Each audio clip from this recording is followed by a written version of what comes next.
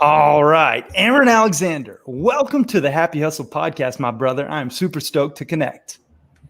What's up, man? Hey, Thanks for having me on. yeah, of course. I really do look to you as one of the leaders in the movement game. You are a manual therapist, you're an author, a top-rated podcast host. You got so much going on. What is something that not too many people know about you that may be a little interesting? I have somewhat of I have the habit of sharing excessively, like many social media millennial type folks do. So I don't think there's like a ton. Something that's kind of weird and random that may be relevant to your audience would be I tape my mouth closed at night. Because Wow. I kind of have like I've had a tendency of, once you start noticing the amount of time that you, as perhaps like an American that's grown up on soft food and has grown up, just not being educated on how to move and breathe well. I ended up growing up with my mouth open quite a bit. And so I had like my upper palate was growing up, it was a bell-shaped curve. And so I had to get a little expander to open that up. And my nasal passages were all closed down. And so historically, I am like the village idiot of musculoskeletal structures. And so I'm working on unwinding that. And one of the things that I'm doing is taping my mouth shut at night to drive air through my nose. Wow, that's interesting. I mean, especially given like your whole business is around movement and optimal living. And so it's funny to hear, even you have deficiencies and biohacks that you're working through.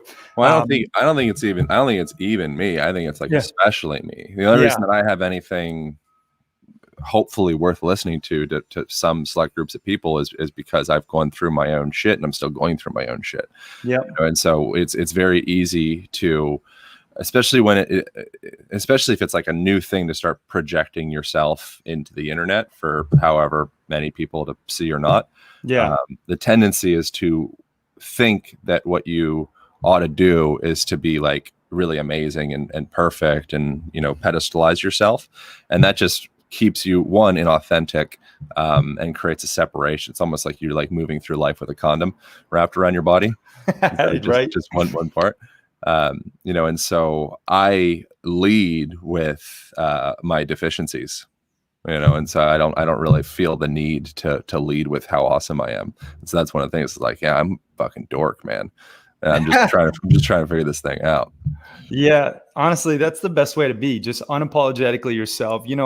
Right now, especially with social media, the facade that people put on and the materialistic BS, it's so nice to hear authenticity, and people do really connect with that. So I appreciate you, especially for sharing your truth and your deficiencies and leading with that, that type of mentality. But you can also get into a point where you go, sorry for no worries, driving you away from a direction you probably want to go that's some predestined destination that's probably way more valuable than me bullshitting about this. But you can only do that for so long, so if you're moving in that way, that is kind of like this mask facade of like what you think would be awesome, as opposed to just doing your damnedest to disarm. Yeah. Because there's another really pernicious habit of being authentic as like, that's my brand, as I'm authentic. And it's like, oh, like they really did. I think, the polls are saying that people really like empathy right now, and they like vulnerability. Yeah. So if you're like, okay, I'm going to be vulnerable, I'm going to be radically vulnerable. And you're like, you're still fake authentic. Yeah. So I think a lot of those things, it just takes time, and you need to have enough spaciousness to be able to reflect and look at yourself. And I think that's something that is valuable actually for people that don't have the very strange opportunity of recording conversations, with other people and being able to listen back. It's a nice thing.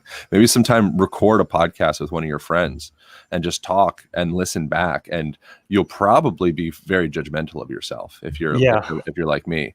And that's okay. There might be moments where you're like, well, that's pretty good. I don't know where that came from. That's like a flow state. That was great. It felt like I was like a channel for 10 seconds there. And then it was a bunch of bullshit after that. So I think that's a really valuable thing to be able to actually have that mirror of reflection. You can get that in relationship. That's why relationships are really valuable.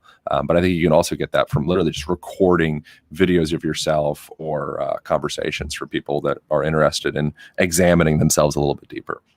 Yeah, great points there. I think you hit the nail on the head. Like if you secretly have an agenda while you're being authentic, you're not being authentic. You're faking it. So, well, you can authentically have an agenda. Oh, that's true too. That's fine. Yeah, it's just be forefront with it. Yeah. So that's the really valuable thing. It's like when we're processing so much information all the time, so like our unconscious mind processes something like 40 million bits of information in a single second. And then our conscious mind is something like 40 bits. Obviously that's flexible, depends on the mind, depends on, the study and everything, but our subconscious mind processes a lot. Our conscious mind processes a little. Yeah. So when you are being dishonest or kind of sliding around something or anything like that, like not only do you feel uncomfortable, but if you feel uncomfortable, absolutely everybody else around feels uncomfortable. Yeah. So true. The sooner that a person can just get to the point of like, this is where I'm at, I'm dating this guy for money. It's like, oh, okay, cool. You're dating this guy for money. There's nothing wrong with that. It only becomes problematic when you are deceptive about it. Yeah. Then it's a problem.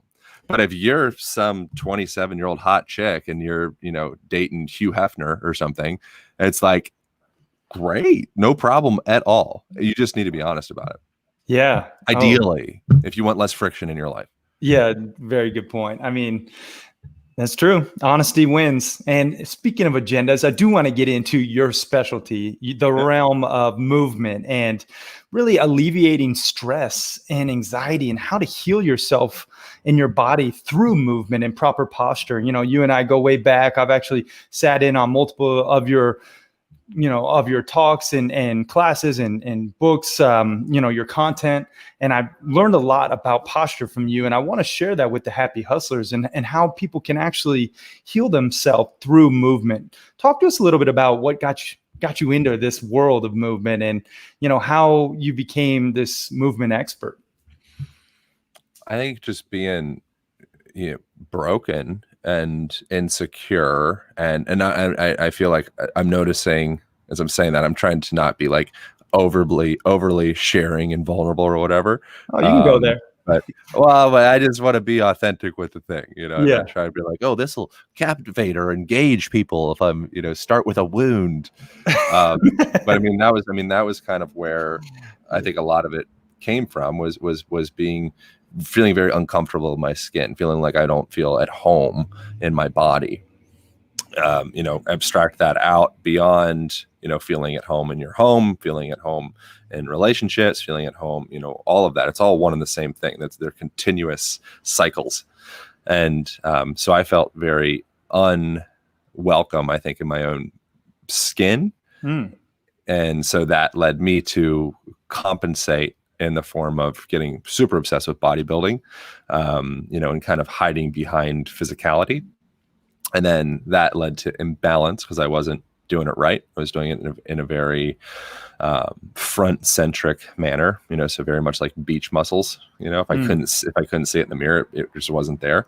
Highs and tries, baby, all day. Yeah, right? Yeah, exactly. So that was a really big thing, and I had kind of like underdeveloped pecs, and so I was like really obsessed with just a lot of like chest and bench press and flies and anything, lat pullovers, like anything that was like working the front territory there. I was just all about it.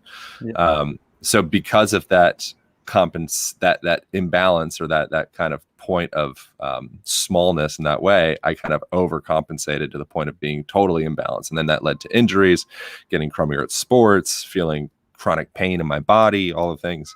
And then that began a process. I moved to Hawaii. I was going to go to school for physical therapy, decided to go to Hawaii, ended up studying psychology and went to massage school and, was seeing clients, done personal training and kind of just starting to bridge this amalgamation of like mind, body, lifestyle. And then that turned into rolfing and body work and dance and martial arts and travel, and now the Align Method book and the Align podcast and all that stuff. But that's the history.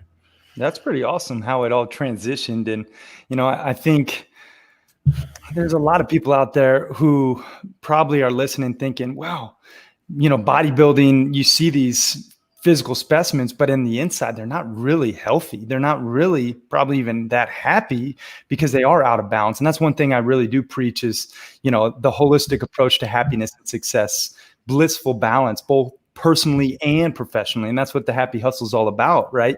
Doing things that really do inspire and educate.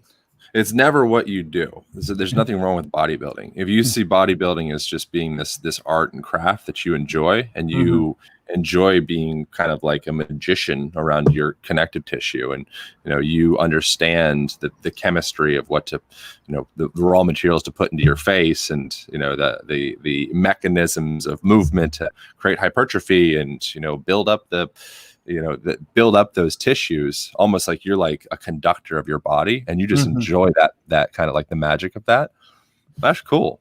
But if you're doing that because the same reason that a person goes out of their way, perhaps to maybe buy a car that they can't afford, so they can pull up and show the world, like, check me out. Yeah, it's just a display of resources. It's all primal mammalian brain stuff. Well, ego is just trying to protect you. Ego's great. Ego's your buddy.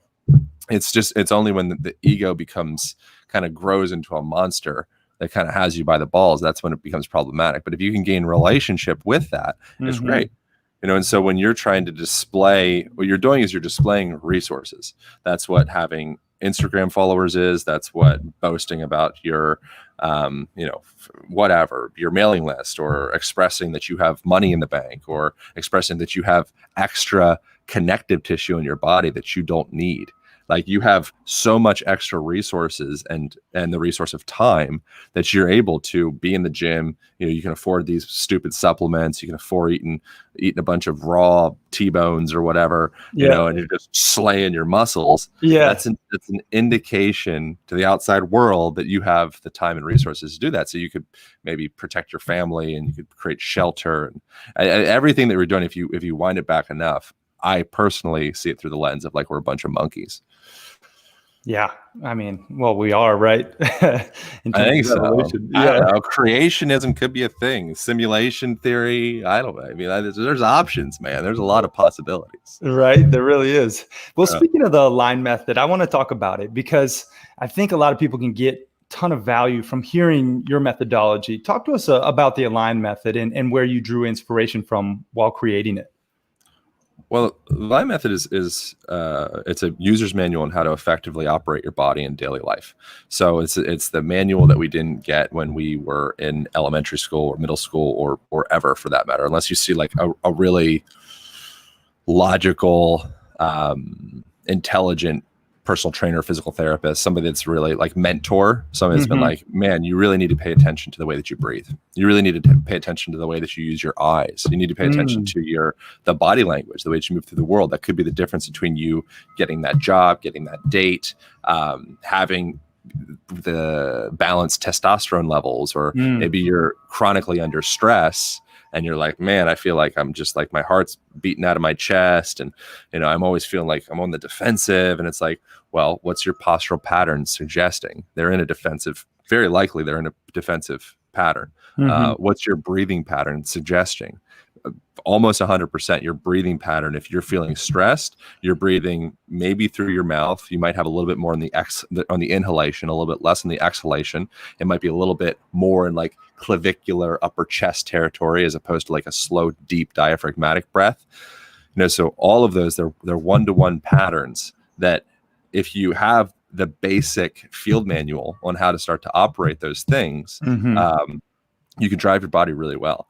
But we never really got that education. The model of education that Westerners get in large part is much more like topical allopathic, where we kind of work remedy based, or we work topically based. So you have this issue expressing out, there's a pimple or whatever. It's like, okay, I have some cream to put on that, as opposed to looking a little bit deeper and saying, well, what did you eat in the first place to create that?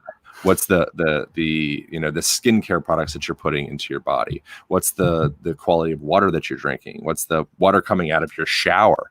You know, maybe you need a filter. You know, there's a lot of different angles to look at things, as opposed to just like, okay, let's put some, you know, a bandage on top of the pimple. Yeah, it's identifying the root cause to a lot of the ailments, right? The vitamin and mineral deficiencies, or the, you know, environmental genetic mismatches, or the toxins in your body, you know, that we all have. These things are essential to identify if you do want to optimize. And I think you hit the nail on the head again with, we never really got taught how to operate our bodies effectively, or how to sit, or how to stand, or how to move, or how to, you know, really operate properly. It's because our teachers don't know how to do it. Yeah. It's not, there's no agenda. It's like our teachers in the modern world are coming from a place of, you know, we've been ripped from the roots of spending time on the ground. Yeah. Like that's by you just living in a culture where it's normal to pop a squat every now and again. Maybe you wash your clothes down by a river. You know, I've seen this in lots of different countries where it's like they're doing it. You know, they got their thing of clothes, and they're in a deep squat, and they've got their little, whatever they call that little like clothes washing board thing, you know, and they're rubbing stuff on there and the soap, and they're dripping it out. And, you know, as they're doing that, they're circulating blood, they're circulating lymph, they're taking their pelvic floor muscles through a full range of motion, they're taking their ankles through a full range of motion, their knees, their hips. You know, they're outside while they're doing that, likely. So they're exercising their eye muscles. You know, so your eyes, they are your brain. They're a continuation of your brain. So when you're looking up at something myopically, really nearsighted, close, that's tuning your nervous system to be more vigilant, to be more focused, to be more in that like sympathetic type state. When you look out over the distance and you utilize more of that panoramic type view, you're literally tuning your brain and your whole autonomic nervous system to be in more of a place of passive receptivity. You're saying, I'm just going to take it all in. Okay, cool. Brain is taking it all in right now. All right. Well, then we'll release the proper cocktail of hormones and neurochemistry to allow Carrie to take it all in. Now Carrie's pulling his bow back and he's focusing his vision, you know, and he sees an animal in the distance. And if you've ever pulled your bow back and actually been pointing it at an animal, all of a sudden you go, it's like, whoa, it's like, wow, this is way harder than a target. Yeah. You know, it's because you're in that hyper vigilantly focused state, and you can go overdrive with that to the point where you can't contain your own neurochemistry and hormones and, you know, blood chemistry. Yeah. And so I know that's like a rambling roundabout way of I don't even know what, but when you when you go through the natural processes that your physical, mental, emotional structure has been founded on for millennia, if you believe in evolution, when you take away those basic movement patterns, such as using your eyes in a certain way, such as using your breath in a certain way, such as using your whole body, the way that you walk, and, you know, bringing your arms up over your head, for example. If you take those out, it's comparable to removing vital nutrients from your diet. It's things that your body it needs in order to be optimally healthy. It's like needing vitamin D. You need vitamin deep squat. You know, you need vitamin reach my arms up over my head, and you need vitamin breathe in a correct way. You need like all of those things. It's governing your chemistry the same way that putting a hoagie into your mouth changes your chemistry. Yeah. You know, and so it's because the modern mold that we exist in, it doesn't have those practices naturally instilled in it, because we've done an amazing job at outsourcing those to make life more convenient. So at one point life was too inconvenient, right? So that was the times of maybe being eaten by a lion. That's very inconvenient. You know, like, I'm not the king of the food chain. This is highly inconvenient, you know, but now we've done such a good job at becoming the top of the food chain that eventually things work in cycles. You know, it's like wealth skips a generation. If you're in a place where you have to grow up and you have to be strong and you have to be aware and you have to move and you have to go through all those range of emotions, you naturally get stronger. Yep. But if you're that, you know, fat, pasty king that's, you know, got diabetes and he's obese and maybe he doesn't sleep right and his body's like chaotic, but he has everything Well, he's missed the portions of his physiology that like it actually that pumps his nervous system and pumps his blood and pumps all the interstitial fluid in the joints. Like you need that movement. Yeah. And when you live in an environment that doesn't have that, then your body begins to atrophy. When these systems atrophy, you begin feeling uncomfortable and collapsed. When you feel uncomfortable and collapsed, the world gets small, darker, more defensive. And now we're in this new cycle. Now maybe I need some pills to like change my neurochemistry. Yep. Yeah, exactly. I mean, so much value to unpack there. I'd like to distill it. I like to call them happy hustle hacks, specifically for health. Give us some of your principles regarding realigning movement and mind and body. What are like some tangible take homes that the listeners and the viewers could actually do to implement better movement principles in their life? Yeah. Well, that was so the publishers of the book, The Align Method, they like forced me to make it 5 movement principles on the front. My tendency is to try to avoid anything that like smells of cliche or anything like that. But I think that is helpful to actually have tangible, grounded bits of information, handles for people to hold on to. So we have a whole section of the book that is broken down into 5 must-have principles in daily life. One, I already mentioned, you need to get all the way down and up off of the ground each day. So standing is great. Metabolically, you're burning more calories. It's a little bit more demanding for your nervous system, but it's still a pretty darn sedentary range of motion. So since we've been talking, I'm sitting on a knee. I have my computer's up on my cold plunge freezer outside. And so I've been alternating sides and kind of going through and kind of opening up my hips side to side. I'm kind of doing like a little massage and around the tendons around my knee. And so I'm barefoot. I've got this little ball thing in my hand. I've been kind of massaging out my forearm, and so just utilizing stacking variables throughout your day is really important. If you do things in a more sequential way, you don't have enough time to address all of the systems in your body. You just don't. So thankfully, life is structured such that you just doing something simple, like maybe taking your computer outside, maybe taking your shirt off, taking your sunglasses off, maybe put the computer in the shade so you don't, explode it. And you can see the screen, and maybe while you're out there, bring like a nice little blanket, get a little floor cushion or a pillow, and go out there and get some sun. Take a break with your eyes, look out into the distance, make sure you're getting sun exposure to the eyes, because that also helps tune your neurochemistry, helps you literally feel happier. And you're going through that full range of motion, getting down on the ground. So I would recommend, one of the principles in the book, like homework, is spend at least 30 minutes a day on the ground. So just in this conversation is going to be, just a little bit over 30 minutes, and I'll have been on the ground the whole time. So I followed my Align Method principles just by doing this interview, and I'm also outside while I'm doing it. I'm occasionally looking out into the distance at the blue sky. All of those, literally, it's like I have little supplements here. So I do the eye supplement. And then I do the breathing in the leaves. I can't put the leaf in the computer here, but breathing in the plants and the phytoncides and all the different various chemicals that you're breathing off those plants that boost your immune system. That's a big deal these days. You need to boost your immune system. Yeah, it is. Well, if you're inside all the time, you're doing one of the main things that will actually inhibit your immune system. So if you do need to be inside, be like NASA and bring a bunch of plants into your spaceship, into your container. And so like those are simple things where I'm not saying, okay, I'm going to spend 15 minutes. I'm going to be with a pot and a plant, and I'm going to go into my air conditioned room, and I'm going to breathe in the phytoncides from the pot and the plant. And then I'm going to go outside to my next room, and I'm going to squat, and then I'm going to do a 90-90 position, and then I'll do a sukhasana, and then I'm going to go to the next thing. I'm going to look out into the distance. Like, that's ridiculous. Like you do all of that just by bringing yourself into like an ever so slightly more natural lifestyle, and you can bring that into your apartment in New York City. Bring nature into your place, put your office near a window, put yourself down on the ground, raise up your butt, your hips up, and so that you can kind of go through a few different mobility exercises in quotations while you're checking your emails, and you are just like crushing the day. Yeah. compared to sitting in a chair, air conditioned room, artificial lights, windows shut because you want to keep that air conditioning in, and staring into your screen for hours on end, and that same hunched over position that you've been plopped in ever since you were in kindergarten.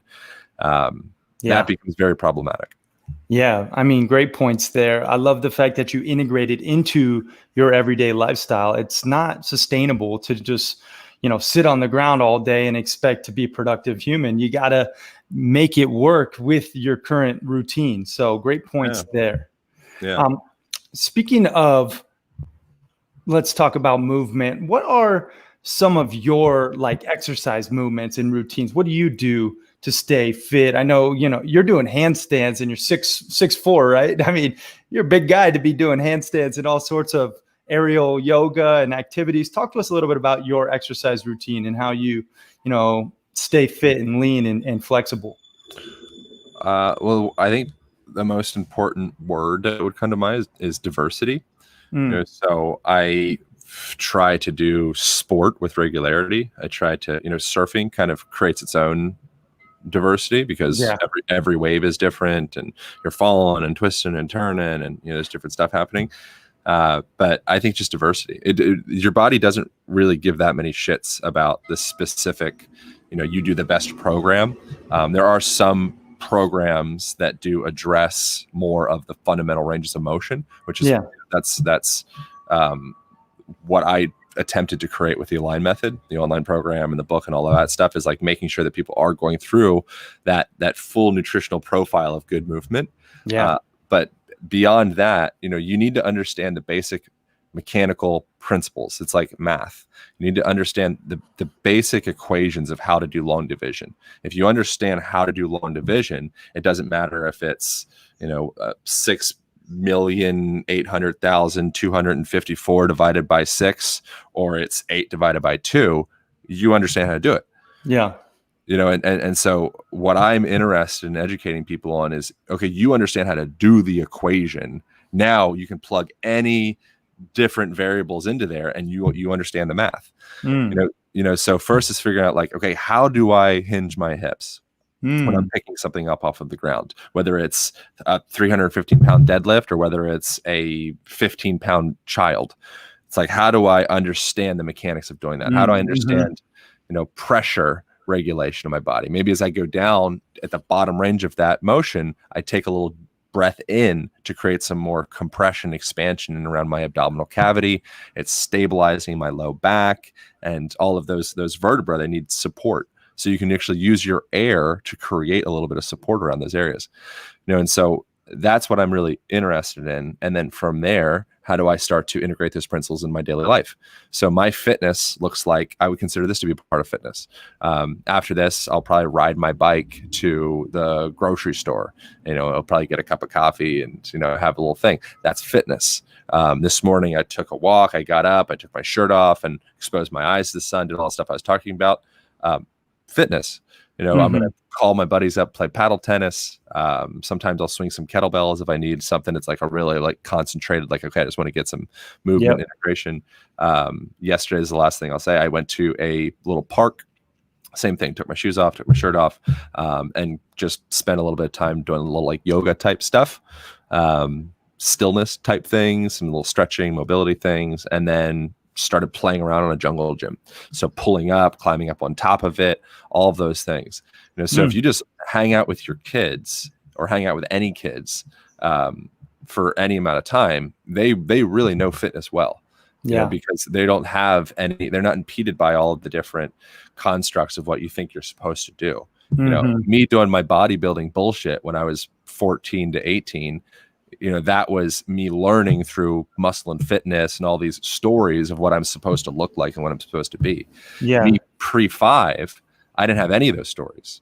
All I knew was I want to learn, I want to play, I want to taste, I want to explore. That's what your brain thrives on. That's what your body thrives on.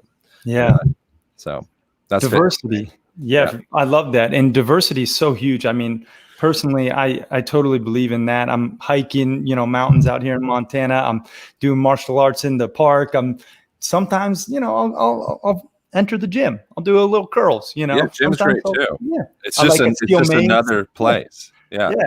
Gym's Exactly. awesome, but gym ideally, for me personally, it's true to each his own. But gym for me is like it's a social event.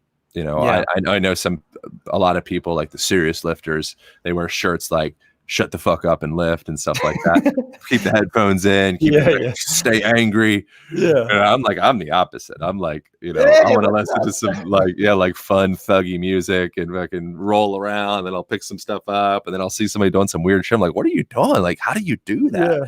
And then you gain a relationship, you exchange phone numbers, now you have a new friend. Like, social community is a part of your health. It's part of your fitness. So I think ideally, meet people, spend time with people that they have similar interests. They're active. So go to those places and meet those people. That's going to cultivate longevity in your fitness, because now you have community. Yep. Fitness isn't just you closing your eyes and doing 600 push-ups a day. That will have an effect, but it doesn't have longevity.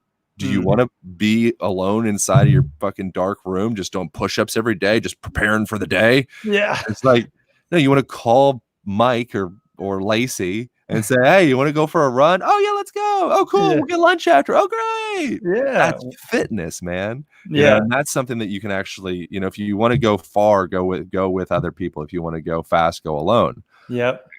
So I personally like both. Sometimes it's nice to go fast, but as far as like, I want longevity in everything that I do. Yeah, love that. Speaking of going fast, I want to tackle the rapid fire round with you before we wrap up this interview. This is just where you answer honestly, first thing that comes to mind. Are you ready? I'm ready. Favorite movie? Go. Favorite movie. The one that's I find interesting recently is Idiocracy. It's not my absolute favorite movie, I don't think, but that's the first thing that comes to mind, because I think it's pretty interesting how close we are to that. Yeah. Favorite food? Man, I've recently been enjoying eating raw beef. Seared. That's not. I don't have any favorites. Favorites are weird. Ask me in 6 minutes, it could be a different answer. But recently, I had some regenerative farm, like highest quality you could possibly have. That the existence of that farm. I did a podcast with a woman called Anya Fernald about it, and just the power of regenerative farming for healing, mending the soil of Earth. And so animals coming from that is that's the first key thing, is make sure if you are eating meat that it's coming from a place that's actually restorative to Earth and not destructive with anything, vegetables, meat, anything like that. But yeah, if you get the right piece of meat, sear it up, there's some primal shit to that. You get to chew and you got to pull and the whole thing. It feels very primal. It's very fascinating. Yeah, love that. Favorite book? I like. My go-to answer that's starting to become bored to me is Man's Search for Meaning, Viktor Frankl. Yep. What's your spirit animal? Panda is the first thing that comes to mind. I don't think I have one. Best business advice? Don't follow what I do. It's taken too long to get to the point that I'm at. What's your favorite biohack?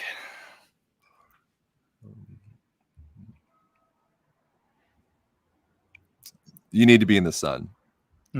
Take whatever you're doing, take it in the sun. Do you have a favorite supplement or nutritional item?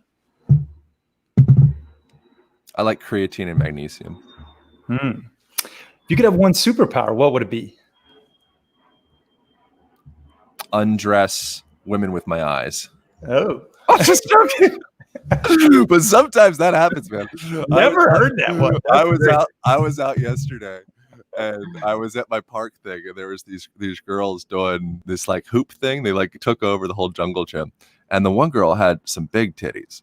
And I was doing my stretch stuff, and they were so close to popping out as she was flipping upside down and stuff. And if I could have with my mind, I would have caused the titties to pop out. Yeah, helped gravity. I hear you. All right. One word you wish to be synonymous with your name for the rest of your life. Big titties, I think. I think that would geez. That's 2 words. No. One word. I think probably considerate, caring, compassionate. We'll go with the first one. good listener, any of those. Yeah. 3 things you're most grateful for. Family, friends, health. Love it.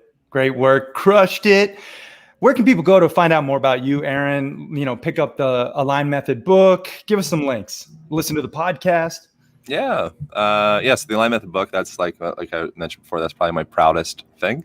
So that came out about 6 months ago. And that's like an amalgamation of everything that I've found valuable over on the podcast over the last 5 years, talking to all the world's leading experts on everything that you need to be effective in living in your body.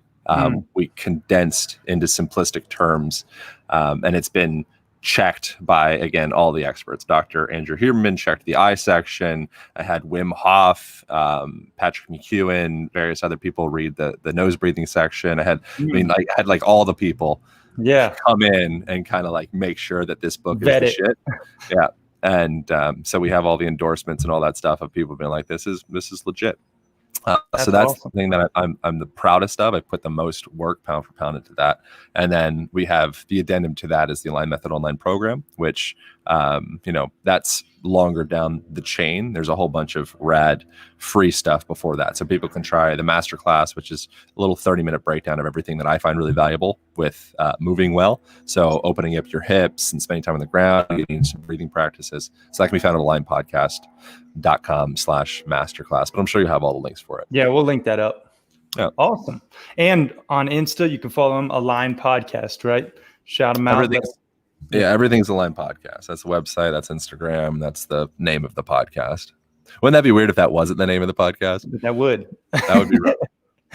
Awesome. Everything's Align Podcast except for that. Yeah, right. Yeah. Final question. First, I just want to acknowledge you for sharing your love, your light, your wisdom with the Happy Hustlers. Truly appreciate it, brother. What does Happy Hustling mean to you? I think just being of service and authentically of service. That would be what I would say. Love that. Mic drop. Thanks for hanging out, Aaron. Appreciate you, brother. Yeah, man. Appreciate you.